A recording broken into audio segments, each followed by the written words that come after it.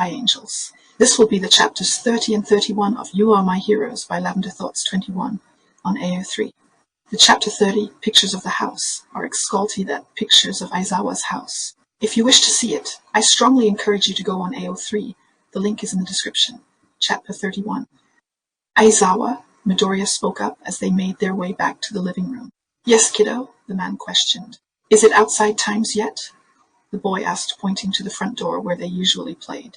Yeah, we can go outside if you want, Aizawa complied with the boy's request. Both boys went to the front door, hurriedly putting their shoes on. Bakugo was quick to put on his shoes, but Izuku struggled, placing the wrong foot in the wrong shoe. Can't, Midoriya pouted, letting his shoe fall off his foot. To Kiru, Bakugo mumbled a gentle encouragement, roughly meaning you can. The blonde wanted his green-haired companion to try and learn, so he sat back, chewing his crystal as he waited. After a couple of minutes of Midoriya still struggling with his shoes, Bakugo let out an annoyed huff and switched his shoes to be in the right order. The second those shoes were on, Izuku eagerly tried to open the door, but of course it was locked by the chain on top. We aren't going out front, babe. We are going to play in the backyard today, Aizawa explained as he slipped on his own shoes. Back! There's outside the back, Izuku questioned, and Bakugo gave a head tilt. Yes, but I put some special water on the grass to get rid of mean bugs, so we couldn't go out until today. Aizawa explained it in simple terms. It meant that he treated the grass with pesticides to repel insects, primarily for the ticks and fleas to keep Lady safe. It was usually recommended to wait a few days after treatment, and since he sprayed it a couple days before the anticipated vacation, it should be more than safe now. The second Aizawa opened the door, the boy's eyes were filled with wonder. The backyard had much more to offer than the bushes and rocks in the front yard. There was a vegetable garden consisting of multiple rows of growing vegetables at the center and flowers planted on the entire perimeter of the fence. Pretty flowers, Izuku exclaimed and ran over to some marigolds in the corner. Don't pick them, please, Aizawa called out, but Izuku turned around with an already plucked flower. The boys looked at him wide-eyed, looking to see how the man reacted to the unintended disobedience. I'm sorry, Izuku mumbled and took a sidestep to hide behind Bakugo. It's fine, there's plenty around. Just don't pick any more, okay? Aizawa told them, and Izuku nodded meekly, shame still on his face. Aizawa walked towards them, and Bakugo stepped back into Izuku, keeping an arm outstretched to make sure the boy kept behind him. Seeing that the blonde was considering him hostile, Aizawa bent down to their level to ease their mind. Come here, let me see the flower. Aizawa beckoned the green-haired boy, and Izuku stepped out from behind Katsuki, surprising the blonde. Even though Midoriya felt guilty as seen from him looking down at his feet again, there was not a significant amount of fear when approaching the man. Izuku held up the flower, and Aizawa grasped it, looking at it closely. These are one of my favorites. They look really fluffy and have a nice feel when you touch it, Aizawa said, brushing his hand on the flower's unique petal formation. You try, Aizawa offered, and Izuku held up his hand to the flower, petting it. It's soft and tickles, Izuku said enthusiastically, his smile returning as he touched the flower that was bigger than his hand. From behind the green-haired boy, Bakugo tiptoed to get a better view over Izuku's shoulder. Seeing the interest in the boy's eyes, Aizawa waved him over, but the blonde just quickly looked away with an annoyed expression. Katsuki, don't you want to feel the soft flower? Yeah, Kachan flower is super soft, Izuku exclaimed and turned to pull Bakugo over. Bakugo held onto the flower and felt the marigold's many ruffles. The soft texture and many ridges delighted the blonde, as seen by a small smile appearing on his lips. After a second, Katsuki decided to smell the flower, raising the petals to his face where he twirled it to tickle his nose. Me too, let me try, does it smell good? Midoriya asked and got close to Bakugo's face to also catch a whiff. Not good, Izuku said as he pulled away from the flower. Yeah, those aren't the best for sniffing, Aizawa said with a chuckle. Those marigolds had pungent, musky, sharp, unpleasant scent to them. Kinda like hay that's been left in the rain. Even though Midoriya didn't like the smell, Katsuki still had his nose in the flower, letting the overpowering scent engulf his nose. The boy must have found the potent smell a little unpleasant, but mostly alluring. You like it, Bakugo? Aizawa asked, and the boy nodded. Why have it not smell good, Mr. Aizawa? Izuku questioned as he rubbed his nose with his hand to get rid of the smell. Someone special to me thinks they're really pretty to look at, so they are nice to have around, Aizawa explained, and he tried his best to keep up his smile, despite the uneasiness of the situation with his husband. It had been a couple of days now without a call. No doubt Hisashi was ignoring him out of displeasure. Oh, they are pretty, Midoriya agreed. Some smell really good. Why don't you try those over there? Aizawa pointed to some lavender next to the marigolds. Midoriya nodded and walked over to them, hesitant to smell them in case of it being like the marigolds, but found these purple flowers pleasant. "Kachan, try this one. It smells gooder." Bakugo walked over and smelled the lavenders. He was surprised by the difference between flowers. The boys found this flower to have a lighter and sweeter scent. Katsuki, seeing the flower's funny shape, reached out and plucked a flower to have in his hand. Bakugo, "Kachan!" Aizawa and Midoriya both scolded him at the same time, making the blonde flinch and straighten up. Katsuki looked up with wide eyes, seeing if the man would yell at him again. "It's okay, bud. Just remember not to do it anymore." Finding the lavender interesting, Bakugo let go of the marigold and let it fall to the ground in exchange for feeling the lavender in between his palms. Seeing it abandoned, Aizawa picked it back up and twirled it around in his fingers. "Izuku, come here for a second," Aizawa said in a soft tone, and both boys stiffened at the words. It seemed like the words "come here" always put them in fight or flight mode. Regardless of the ill thoughts towards the words, Midoriya made his way to Aizawa and looked at the floor, nervously twirling his fingers. "Here, pretty flower to make you even more handsome," Aizawa said, and put the flower behind Izuku's ear. The boy smiled wide at the compliment, and immediately ran over to Bakugo. "Kaken, look. Look, do I look nice?" Midoriya asked, bouncing on his tiptoes happily as he waited for Katsuki's answer. "Pretty!" Katsuki said his first word in a long time, agreeing to the boy's sentiment and nodding viciously. "Your turn. Let me put that one in your ear. Like mine? We can look nice together," Izuku said excitedly, and Bakugo gave the green-haired boy the piece of lavender he plucked out. Midoriya did his best to get it behind Katsuki's hearing aids, but it kept falling to the floor. Seeing the flower fall, Katsuki tried to take matters into his own hands, but also failed at putting on the flower. Frowning, Midoriya faced towards the man with a pout, looking down in defeat. "Can I try?" Aizawa asked, reaching out his hand to receive the flower. Bakugo looked into Aizawa's eyes for a couple of seconds, reading the man's face before slowly handing him the flower. When Aizawa reached his hand to hold Kaki's face still, the boy instinctually flinched at the contact, but held still and closed his eyes. The man softly put the lavender behind Bakugo's hearing aid and twirled a piece of hair to keep it in place. Seeing it stay on made Izuku tap his hands together in delight. "You look so nice, Kachan!" The boy complimented, making Bakugo smile and hold his chin up high. "Why do you have a lot of flowers? Does a special person like all these?" Izuku asked as he made his way to the pink milkweed beside the lavenders. "Not exactly. We like them because they are pretty. The bees and butterflies also like to eat from them," Aizawa explained. "They eat the flowers?" Midoriya questioned, and Bakugo immediately tried to take a bite out of a milkweed bunch, but Aizawa stopped him. "Not like that," Aizawa chuckled at the blonde, and the boy huffed, feeling ridiculed. "The bees take the pollen to make honey, and the butterflies drink the nectar," Aizawa explained. "You like bees and butterflies, mister?" Midoriya asked, and Aizawa was pleased to find that the green-haired boy wasn't afraid to have a direct conversation with him. "Yeah, they are very important.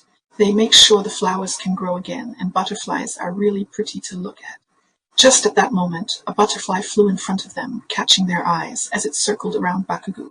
The blonde held still as the butterfly fluttered around his face and landed on his nose. Wide-eyed Katsuki looked cross-eyed at his nose before stiffening, as the bug crawled on his face to the flower on his ear. It's on you, Kaken." "So cool," Midoriya said as both his fists shook near his chest, eyes wide as he looked at the butterfly on his friend. The butterfly was black with orange-tipped wings, which fluttered open and closed, ticking the boy's ear. Bakugo looked like a baby fawn with wide eyes, looking at Izuku for help, as he trembled in excitement. Aizawa huffed out in amusement and took out his phone for a picture. Unfortunately, his flash was on and scared the butterfly off. "Look!" Aizawa turned his phone to Bakugo, who finally relaxed after holding his breath the whole time. The blonde looked at the photo, and his eyes shined as he looked at the butterfly. Aizawa didn't let it slip his mind when he saw that Midoriya hadn't his compulsory walk around the perimeter. But once he saw the boy stop at every flower, he realized he was indeed following his own rule. It's just that he was taking the slow route by letting himself enjoy each and every flower before moving down the line. Bakugo followed behind him, taking his time to smell and feel every flower they came across. Each time there was an earthy scent, he would stick his nose in longer than the sweet ones, and if there was one with unique flower petals, he would feel them up. It got to the point where his fingers got sticky and yellow with different pollens and nectars. Seeing this, Aizawa pulled out some hand wipes from his pocket and called the blonde over. "Let's clean those hands, okay, little pollinator," Aizawa teased. and before he could hand Bakugu the wipe, the boy lifted his hands in the air, not in a grabbing motion, but rather an offering of his hands to be cleaned. It was a normal reaction from children, but Aizawa found it odd that Bakugu didn't wipe his own hands since he was normally more independent. Figuring it was a test of trust, Aizawa softly cleaned Bakugu's hand free of flower debris. "Thanks."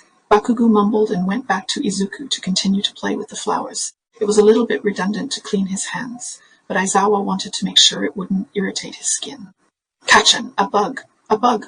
Izuku jumped and flapped his hands as he shared his discovery of a ladybug in a yellow flower. "Ladybug!" Bakugu exclaimed. The boys stared at the ladybug, both faces inching closer until they were only centimeters away.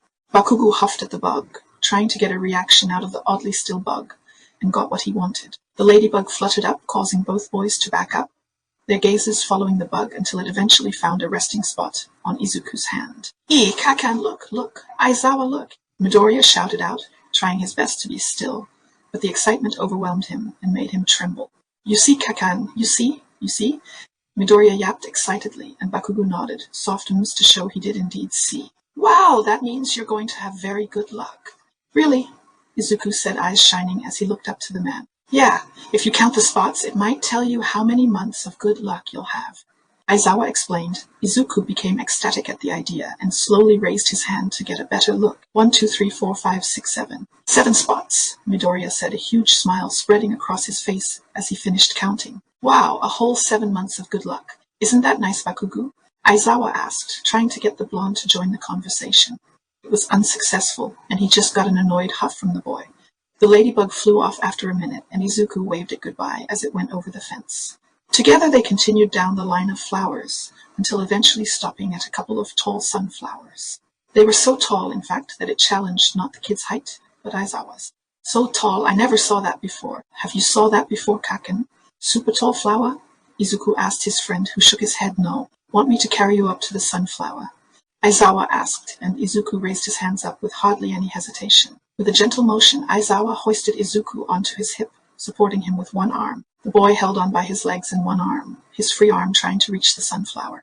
The man used his free hand to grab hold of the sunflower stem and hold it down for the boy. Midoriya's tiny hand reached for the velvety reddish-brown center and found the fuzzy prickles of the sunflower's hairs unpleasant. A tug on his bottom pant leg got Aizawa's attention, and he looked down. Bakugu continued to tug and pointed at the sunflower above. There was a shift in the blonde's face, a certain softness, and a gentle imploring raise of the eyebrows. With wide, hopeful eyes, Bakugu was choosing to be vulnerable in this moment so he could touch the flower too. "You want me to pick you up?" Aizawa asked, just in case he was misreading the silent communication. "Ups," Bakugu mumbled and lifted his hands like Izuku before him, with Katsuki's permission. Aizawa knelt down and scooped him up with his free hand and used the momentum from standing up fast to properly shift Bakugu up and into his hip. "Kachan, this one is super high and big, but it doesn't feel nice. You try," Izuku said happily, pointing at the flower. Bakugu tried to reach up and grab it, his tiny legs pushing down onto Aizawa's stomach, which hurt a bit. Aizawa let the boys try to reach the flower by themselves, but of course they couldn't. With one finally jerking stab to Aizawa's body, Bakugu tried to step up and reach the flower. Aizawa smiled in amusement as he saw Bakugu try so hard to outstretch every one of his fingers. "Here, let me try this," Aizawa said, and put Bakugu down for a second to put Izuku on his shoulders. "Hold tight," Aizawa warned, and Midoriya wrapped his arms around Aizawa's face. "Can't see," Aizawa chuckled, and Midoriya grabbed hold of his hair instead. Aizawa reached out to Bakugu, and the blonde outstretched his arms again to be picked up. Once upon his hip, Aizawa pulled the sunflower down with his free hand. Bakugu brushed both his hands into the velvety center of the flower, and shook his hands afterward, feeling it to be unpleasant. "Told you, not good, right? Not feel good, not one bit," Midoriya said as Bakugu felt the flower, Izuku only touching the petals from then on. After thoroughly examining the flower, Bakugu tried to push away from Aizawa, signaling he wanted to go down. Aizawa crouched down and let the boy hop off his hip, while Izuku slid off his back. They continued down the perimeter of the yard, and seeing them entertaining themselves, Aizawa went ahead and left them for a second to grab the garden hose, thinking he might as well water the flowers while he was out here. Every once in a while, Aizawa would hear them excitedly discover a new bug or be enthralled by a certain flower, but they didn't turn back to look at him. Once they finished their round around the fence line, Izuku decided to pass by them one more time. This time not even paying attention to flowers, and instead counting his steps out loud. Bakugu followed him, his right hand out to give every flower a last bump as they passed. Just when Izuku passed Aizawa, almost tripping on the hose, Bakugu slowed down and watched the man water the flowers. The flow of water caught the blonde's attention, and more specifically the water spreading out further down without being absorbed by the dirt, creating a glossy round look. Curious, Bakugu bent down and poked the water. Instantly the dirt absorbed it, and the water sunk into the ground. Bakugu grinned with a pleased look on his face. "Want to stick your feet in the mud?" Aizawa asked, and Bakugu looked up at him, mouth slightly parted and shining eyes. "Let me take off your shoes and lift your pants," Aizawa said as he put down the hose and switched it off at the handle. The blonde listened and accepted the help from the man and raised his fist to his chest. Then Bakugu slowly put his foot in the mud, goosebumps going up his leg with the cold water. Then the other, almost slipping head first into a bush of flowers. "You're getting dirty," Izuku questioned as he made his way back around, a look of distraught on his face as he kept away from the mud. "It feels nice. Why don't you try?" Aizawa gently encouraged, but the boy whined in distress at the idea. "I do not like it." Izuku frowned, shaking his head no as he saw Bakugu's toes wiggle in the mud. "How about this? You try it, and if you don't like it, I'll wash it off real fast with this," Aizawa said, holding up his hose. "Come," Bakugu beckoned, and Izuku shook his head no. "If you try it, I'll give you a sweet treat later." Aizawa bribed the boy, and it seemed to have an effect because Midoriya went still for a second before nodding. Once again, Aizawa switched the hose off and helped Izuku with taking his shoe off and raising his pant legs. When it was off, Midoriya let another whine escape his throat as he inches closer to the mud pool. The green-haired boy didn't know how his friend could be enjoying being dirty. Bakugu, on the other hand, looked like he was enjoying his time. Not exactly a ball of sunshine, but his eyes were soft and his eyebrows relaxed. Katsuki found the mud enjoyable. The squishy, squelchy texture of the wet dirt felt nice and cool on his feet. Plus, watching the mud squeeze between toes and moving the mud around felt nice. But he would much rather play with the mud with his hands. So that's exactly what he did, squatting down, barely missing the mud on his butt. Bakugu put his hands in the mud to make a tiny mound and squish it. "Do I have to?" Izuku frowned and shook his hands. "No, darling, you don't have to," Aizawa assured him, giving the boy an out if he really would find the experience overly daunting. "But sweet treat," Izuku whimpered. "You can have it anyways, it's okay," Aizawa told the boy, and the boy whined at the idea. "That's not what you say, that's cheating," Izuku complained and took a deep breath before slowly hovering his foot over the mud. Izuku held his foot over the mud for a decent amount of time, mumbling under his breath to try to psych himself up. In the end, it was fatigue that won, and the boy's foot shook wearily before taking the plunge in the dirt. Instantly, at the sensation, Izuku's face scrunched up, and he shook his head back and forth. In the same second, the foot went in the mud. The foot came out, and the boy hopped on one leg, trying to shake off the mud and feeling. "Let me wash it off," Aizawa offered, and Izuku hopped over clumsily. The man set the hose's nozzle on the jet setting, and a strong stream of water came out, getting the mud off instantly. Izuku put his foot down and sighed in relief at the crisis he had avoided.